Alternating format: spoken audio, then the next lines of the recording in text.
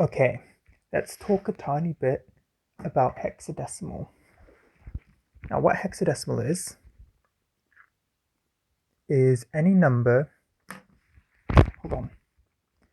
Hexadecimal is basically a numbering system in which one digit is equal to 4 bits or 1/2 of a byte. So, say for instance, I don't know, E7. We'll talk about why that's E in a moment. But we know that there's 7 in the 1 through 16 place. So 7 plus 9, 10 is A, 11 is B, 12 is C, D is 13, E is 14. So 14 times 16 plus 7. And that would be, well, we don't even need to worry about what that would be right now because we're going to real quick calculate it in a pretty simple way. I'll be right back. I just need to go grab something.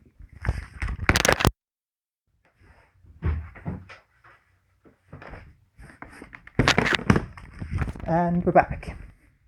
So I'm going to go ahead and pull up a hexadecimal to decimal converter.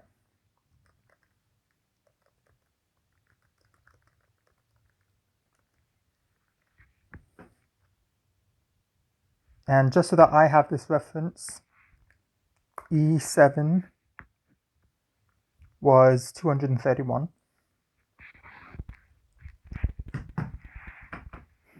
So let's have a quick look at how we could calculate that for ourselves. So we already know how to calculate from decimal to binary and binary to decimal. I'll leave that video in the description. But we're going to sort of try to do something similar here.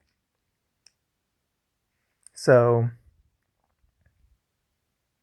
we have 16, then 16 squared, which is 256.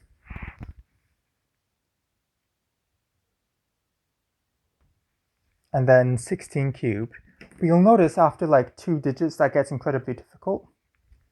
But we're just going to be working with 2-digit numbers for now anyways. So we could go with something like, I don't know, A3. That'd be 13 times 16 plus 1 times 3. And that would give you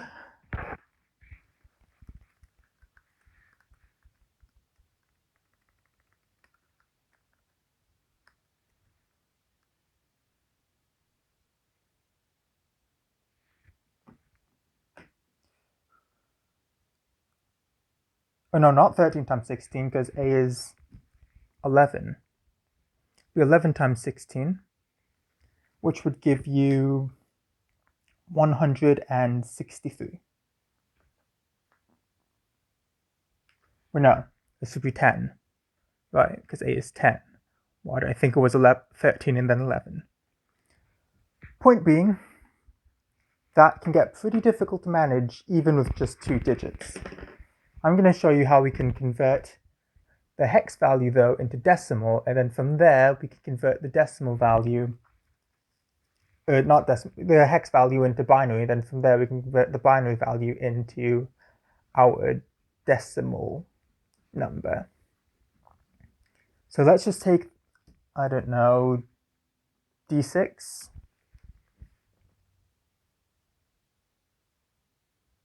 And remember what I said earlier about each one of these being 4 bits or 1/2 of a byte? What we could do then is convert each of these, and if you don't know, it's just going from 0 to 9, which is 10 digits, and then A through F, which is another 6 digits, which gives us 16 digits in total from 0 through F.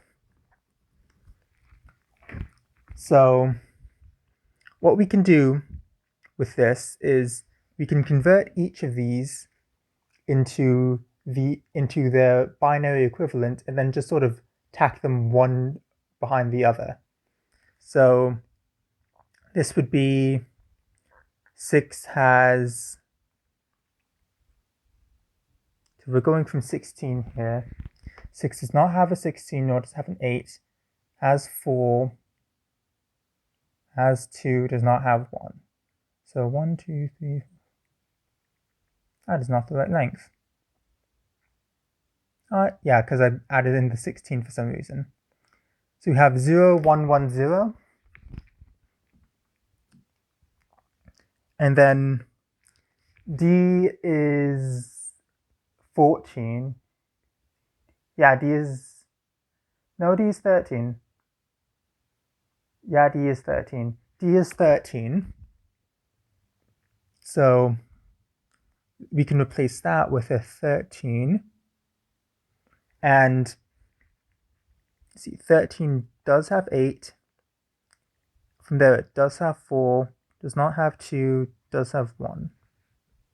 So we have 1, 1, 0, 1, 0, 1, 1, 0, which we can then convert once again.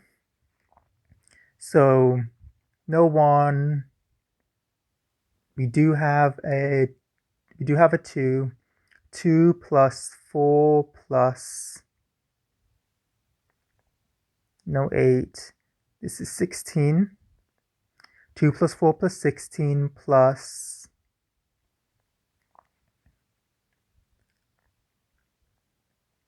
so that would be 32 here, 64, and 128.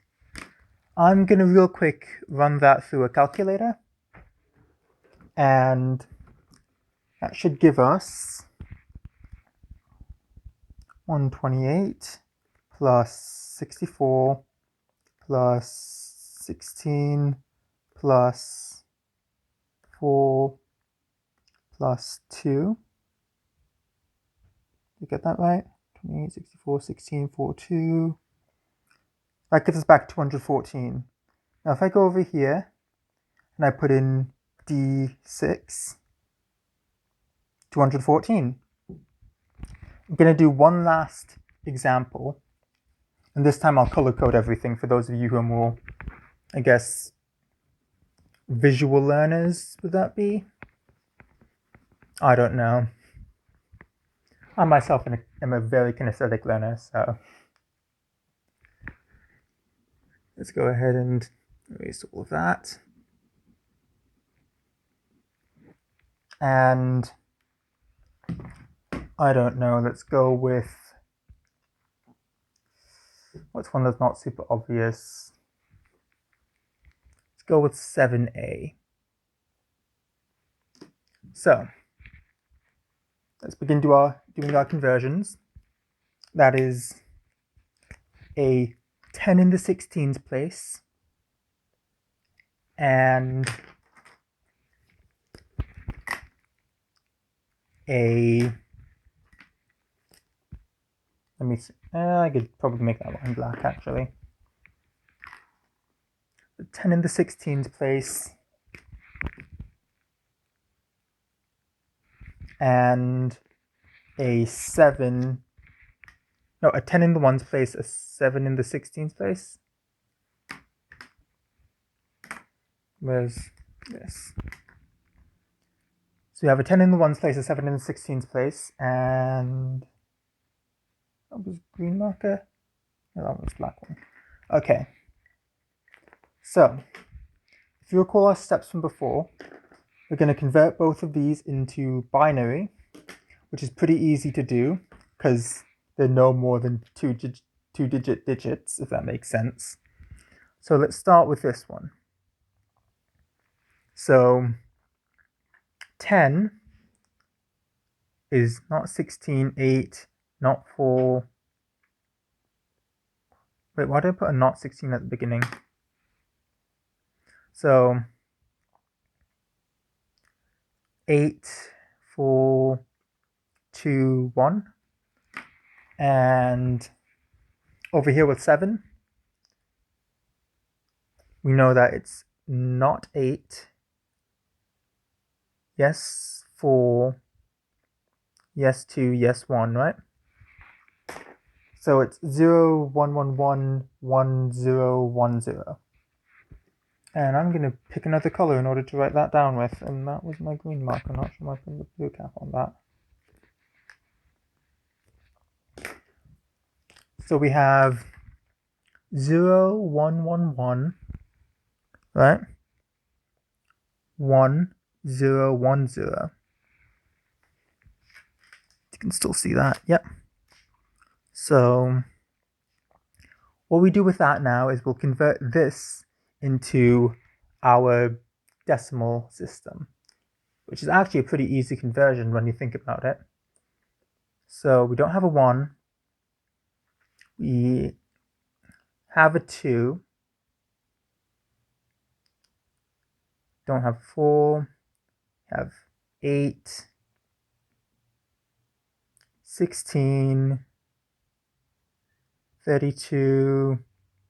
And a 64. Now what we can do is we add those up, and that will give us,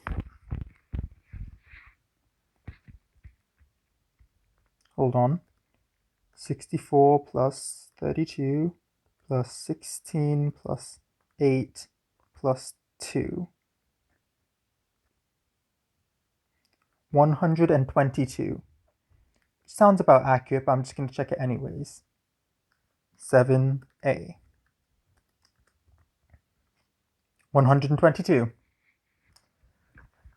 One last thing I want to mention, a lot of the times you'll see hexadecimal numbers with, give me a moment.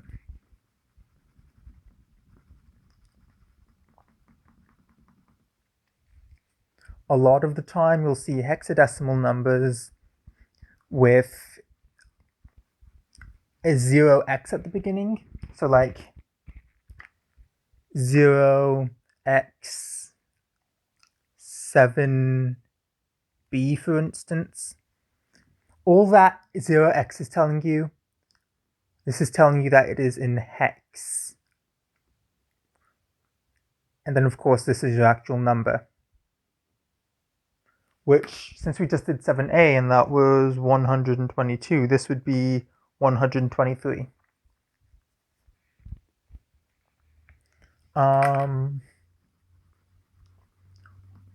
One last thing to mention, I guess, is hexadecimal coloring, or the hex value of a color.